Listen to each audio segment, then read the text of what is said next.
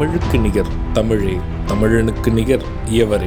2 அடியில் நம்மால் எதுவும் செய்ய இயலாது என்று எண்ணும் மனிதனிடத்தில் 2 அடி குரலில் எதையும் நம்மால் செய்ய முடியும் என நம்பிக்கையை ஊக்குவித்தது திருக்குறள்.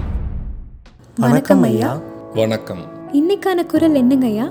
இன்னைக்கான குறள் அதிகாரம் 112, நலம் புனைந்துரைத்தல். குறள் எண் 1113.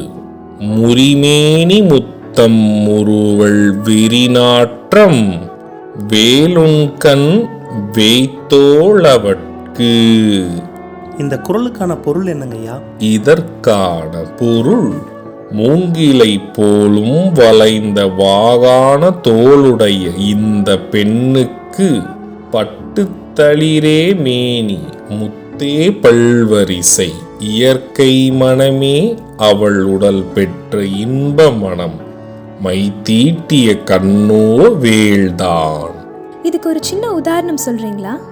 இதற்கான உதாரணம், மூங்கில் போல் தோள்கள், பட்டு போன்ற மேனி, முத்துக்கள் போன்ற பற்கள், இயற்கையான பெண்ணின் உடல் மனமே இன்பமான வாசனை மனம், வேல் போல கூர்மையான மை வைத்த கண்கள் என பெண்ணின் அழகை எடுத்துரைப்பதே இதன் பொருள்.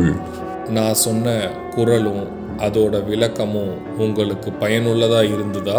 ரொம்பவே பயனுள்ளதா இருந்தது. சரி பசங்களா, நாளைக்கும் இதே மாதிரி சுவாரஸ்யமான குறளை பார்ப்போம். நாளைக்கும் இதே மாதிரி இன்னொரு குறள் பத்தி தெரிஞ்சுக்க ஆர்வமாவும் இருக்கும்.